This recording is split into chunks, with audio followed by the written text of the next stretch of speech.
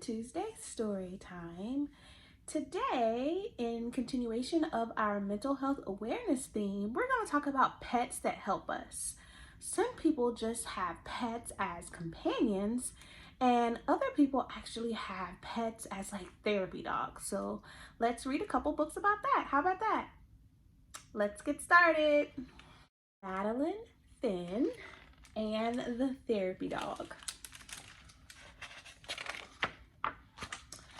Happy birthday, Star! Is Star ready for his test tomorrow, Mom asks. He sure is, I say. We've been practicing. We practice meeting people. Hello, Madeline Finn, the postman says. We practice sitting still when a bike goes by. We even practice meeting other dogs. You're going to do great, I tell Star. You're going to make the best therapy dog ever. Star doesn't go to a school for his tests. Instead, we drive to a place called Walker Oaks. Star will have 3 visits here, Mom says. You can do it, Star. And remember, it's your job to make people smile. Mrs. Dimple and Bonnie are waiting for us. Is this where Bonnie passed her therapy dog test? I asked Miss Dimple. It sure is, she says. Lots of therapy dogs visit the people who live here. If Star passes his tests, he can join them. Inside, we see a man with a clipboard. Hello, Madeline Finn, he says. My name is Mr. Finch. It is my job to see if Star will make a good therapy dog. We've been practicing, I say. Would you like to hold Star's leash with your mother? He asks. Yes, please, I say. First, Mom and I walk Star around the room. Stop, please, Mr. Finch says, and we stop. Proceed, he says. That means go because Mom starts walking again. We walk past Bonnie and some other therapy dogs, and Star doesn't bark or try to play with them. Good job, Star, I say. Next, Mr. Finch pets Star, especially touching his ears and tail. Star doesn't mind. A nurse walks past with a wheelchair. Star is curious, but he doesn't chase it. Finally, Mom and I have to let go of Star's leash and walk away. Star is supposed to sit still, but he doesn't. Instead, he walks across the room, and a lady smiles, and Star puts his paw on her knee. Mr. Finch writes something on his clipboard, but he's smiling too. Okay, he says, that's all for today. Star did well on his first test, Mom says when we leave. He sure did, Miss Dimple says. On his next test, Star will visit some of the residents. You can do it, Star, I say. Star and I practice all week, especially sitting still when I let go of his leash. But pretty soon, it's time for his second test. Welcome back, Madeline Finn, Mr. Finch says. This time he leads us into a big room. Why don't you and Star go in and say hello? I'm kind of nervous, but Star isn't. He walks right up and smiles. Oh, isn't he the sweetest thing, a lady says. He reminds me of a dog I had when I was a boy, a man says. He gives Star a kiss right on the nose. A lady with a big hat talks about her garden. She even reads Star a letter. Star's such a good listener. Everyone seemed happy. Everyone except a man in the corner. This is Mr. Humphrey, a nurse says. Would you like to pet Star, I ask. Mr. Humphrey doesn't say anything. Mr. Finch takes some more notes. Star did well on his second test, Mom says. But he didn't make Mr. Humphrey smile, I say. Some people need time, Mom says. Remember how patient Bonnie was with you when you were learning how to read? I think about that all the way home. You made a lot of people smile today, I tell Star when we get home, but we have to work on Mr. Humphrey, though. Maybe he likes hide and seek, or that might make him smile, or card tricks. I don't know if we can bring tennis balls. Besides, Mr. Humphrey might not have a mitt. Before bed, I practice reading together, and I tell you have one more test, I say. Then I tuck a few books into my bag. Next time we visit Walker Oates, Mr. Finch is waiting in the hallway. Hello again, Madeline Finn, he says. Today, Star is going to ride the elevator. Oh no, I whisper. We didn't practice that. Star is afraid to go in. Then Bonnie gives him a little nudge, and the elevator is hot and jiggly and crowded. You can do it, Star, I say, and finally the door opens. The hallway is busy and someone drops a plate of cookies, but Star leaves them alone. Mr. Finch writes something on his clipboard. Good job, Star, I say, and then we see Mr. Humphrey. This is Star, I say in my most patient voice. He's practicing to be a therapy dog. Would you like to pet him? Mr. Humphrey doesn't say anything. Maybe he doesn't hear me. Would you like to see my magic cards? I asked after a while. And still nothing.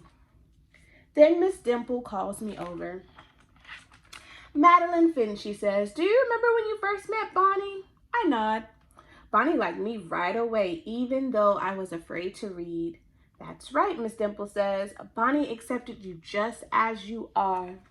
I look at Star and I said, maybe Mr. Humphrey isn't ready to smile. Maybe we need to be patient. Mr. Finch, can we go back in? This time I sit by Mr. Humphrey, but I don't say anything. I just let him be. And after a while, I pull out my book. I didn't always like to read, I whisper, especially out loud. Mr. Humphrey doesn't say anything, but I don't mind. When Bonnie sees me with a book, she comes right over. I read nice and soft. I even mess up on a few words, but that's okay. I'm almost at the end of my story when I see Star move closer to Mr. Humphrey. Very, very slowly, Star rests his chin on Mr. Humphrey's knee. Finally, Mr. Humphrey looks at me and says, my wife loves books. How about another story? Yes, sir, I say.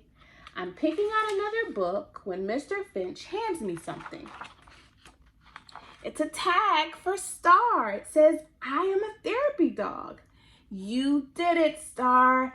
I fastened his new tag onto his collar right above his heart.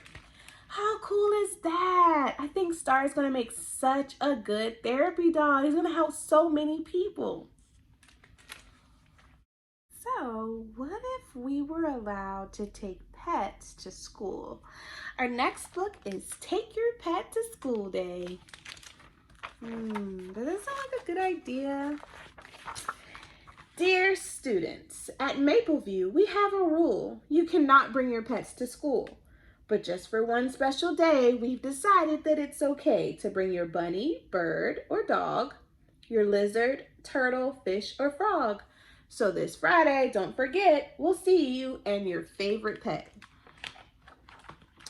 It's Friday here at Mapleview and the students file in 2 by 2 with books and bags and pets in tow, above, ahead, beside, below. They start the day off with a song. The pets attempt to sing along. They howl with gusto, bleat, and gee. They shriek and squeak. They're way off key. Enough, says Mr. Paul. It's clear. These animals should not be here. Now, why would someone change this rule? Pets do not belong in school. Story time. The pets pile in. Miss Libby, the librarian, begins to read, but she can't be heard above the din of the beast and bird. They interrupt with barks and quacks. They hide in nooks and they climb the stacks. Miss Libby sighs. It's very clear these animals should not be here. Now, why would someone change this rule? Pets do not belong in school. She shoos them out and off they go to Mr. George's studio. He tells the class, we'll paint today. The art show is a week today. The pets aren't neat. They do not share. Paint is splattered everywhere. Says Mr. George, it is very clear these animals should not be here. Now, why would someone change this rule? Pets do not belong in school. It's time for a snack. The pets won't sit. They slurp and burp and drool and spit, rudely chomping, loudly chewing, smacking, grunting, gobbling, and spewing. Oh my goodness. The principal is in a huff. Miss Ellen hollers, "That's enough. This is not the way we eat. Please settle down and take a seat." She looks around and it's very clear these animals should not be here. Now, why would someone change this rule? Who said that these pets could come to school? The teacher shrugged. Don't know, not me. They don't belong here. We agree. Then Lucy whispers in her ear, "You said we could. Just look right here." Miss Ellen says, "For goodness sake, this isn't mine. There's some mistake. Who wrote this note? Speak up now, right now." All is quiet, and then meow. "We do not like your no pets rule. We miss our kids when they're at school. We thought it would be okay to come to school just one day. Love, Pets." They wait in silence. Still polite, she hems, she haws, she says, "All right, but only if you clean up this mess and behave your very best." The pets agree. They scrub with care, they go to class, they take turns and share. They follow rules and listen well. They help with the math and show and tell. The school bell rings and it's time to go. The kids depart with pets in tow. Miss Ellen breathes a weary sigh. "Good work," she says. "Good job. Goodbye."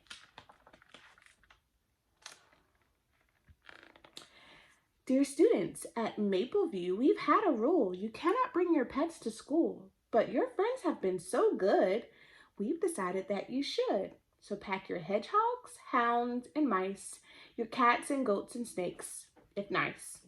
We love your pets, so it's okay to bring them each and every day. Thank you so much for hanging out with me today as we read books about pets that help us. Wouldn't it be cool if we could train a therapy dog, or if we could bring our pets to school? I thought those books were great. Have a great one.